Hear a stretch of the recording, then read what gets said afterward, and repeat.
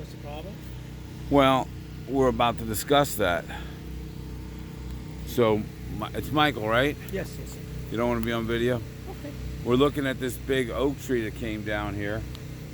And I see two J-lags sticking out of here. They look like they're fairly recent. Michael, you said how old were they?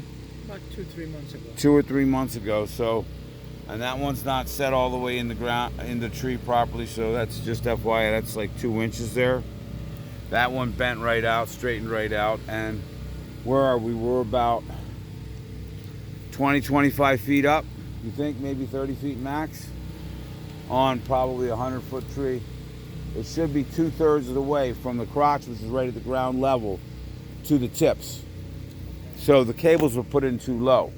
Of course, it's a lot easier to put them in low than it is put them in high. So this is either he didn't have the skill or the knowledge, one or the other. But the fact that he left this without drilling all the way and sinking that all the way in, that would show you that he didn't have the knowledge, right?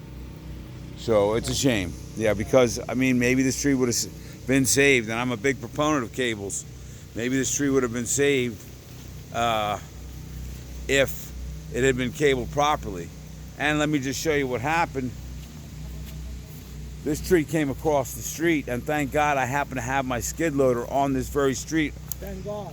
Beforehand, because how many people were out here that couldn't get through? It's the only way in and out of this. How many people? 20 at least. At least 20 people were here when I cut this tree out, and it was almost dark. It was actually just getting dark. Yeah, that was kind of fun. And but otherwise, people would have to be driving around in the lawn there. That would be the only way to get away. I mean, you'd have to just go all the way around. That's true.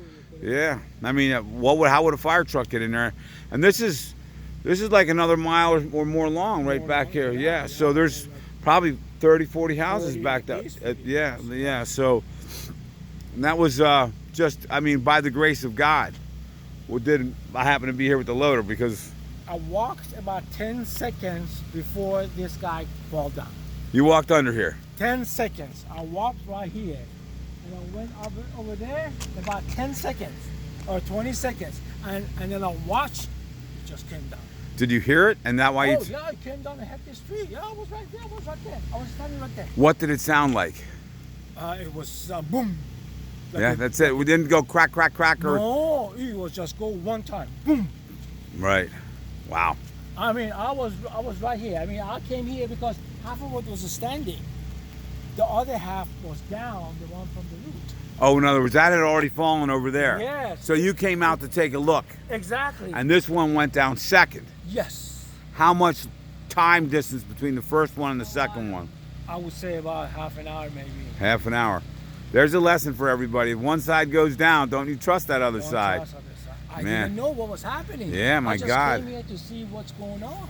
You know, so much stuff, I've been in this business so long, you see so much stuff, you can only say that's by the grace of God. Exactly.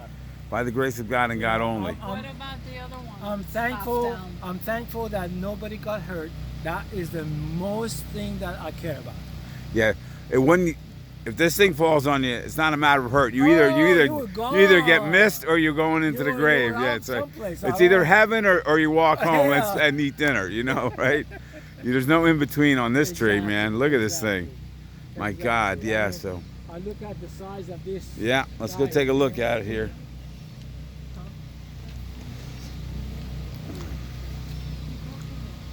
So the skid loader moved all those pieces there, and I remember seeing that other you got these. J-lag in here. Yeah, Daniel, what about the other one? the other tree. Let's go take a look at it. Yeah, let's go take a look at that. That seems sturdier than this one. I think that one got That's that thing there. Another J-lag, just FYI while we're here, See, there's showing that another one there too.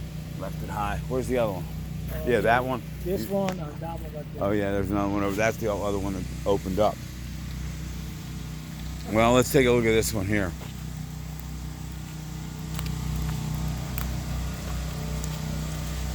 So codominant stem, not at ground level. Included bark is right here. So this could be saved. That's all included bark. You know, yeah, the ground is sturdy. The base of the tree is Yeah. sturdy. Yeah. If you know, really, if you want to save the tree, Cut some of it off. you should take a little weight off the top of it. But eventually it'll go. But you probably have a number of years. if there was any structures or anything over there at all, I would say, you know, a road or anything, I would say, why take a chance? But, you know, I would say the chances of this thing failing anytime in the short, near future are fairly low. Yeah. Fairly low. We have good solid wood here. It was just strictly the co-dominant stem issue. So this tree could have used the cable too. Did he cable this one too or not? No. He didn't cable this one. He didn't say anything about it. So, and it just missed the house, right? Just missed the house. Just missed the house and just missed you. Exactly. Do you believe in karma? I believe in everything. We call it good karma, man. I know. God's watching out, or some angels, or we don't know exactly who they are, but somebody's up there. My time wasn't there. You know? Exactly, right.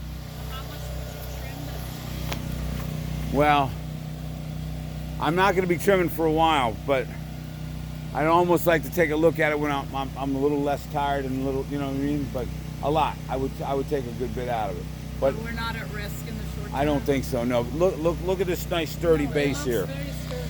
Yeah, it looks pretty solid. Yeah. I mean, you got one little spot there from some old cuts, but I'm not seeing any issues at all, really. And like I say, if it goes, it's not like it's a liability issue.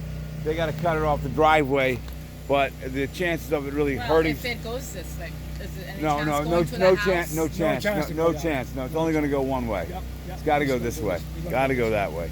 So I think due to the lack of any kind of potential for serious damage over there, it's not, would consider a very low risk and therefore a low priority. Okay? Okay. All right. Well, thank you for being on the video. And what about, Daniel, that red maple? That's a red maple, right? The one We call them crimson maples, yeah. That's a beautiful tree. I know it did, right? It's still close to the house. Yeah. And there's a big branch on the other side. So my question is it overly heavy on one side versus the other? No, I mean, that tree just lived through the storm. The only thing that broke that tree is that this other tree just landed on it, right? We don't know. Well, I can see it right from here. This tree hit that. It just wiped all those branches out right there. Yeah, almost guaranteed. So, you know, I've been doing this a long time. I don't even have to take a close look. That's kind of a drive-by. But we'll walk over there and look at it. But what's important on those trees is how the branches are crotched and the unions, the branch unions, if they're stable, and then if there's any decay in there. If it's been improperly pruned sometimes 10, 15, 20, 25 years ago, the decay can get in from old pruning, improper cuts. But I have a good, I wasn't thinking about this tree when I walked up to the house. We will go take a look at it in a minute, but I'm pretty sure this tree's fine. I mean, my worry is my son's room. Oh, well, it's not big enough. It's not as big as these other ones to do that. It couldn't come through the house. When they're this big, yeah, and if that was near the house, you know, that big over there, yeah, that could possibly do some serious damage to the house. But that little maple tree, no chance in the world. Scratch the. I won't call it little, but okay.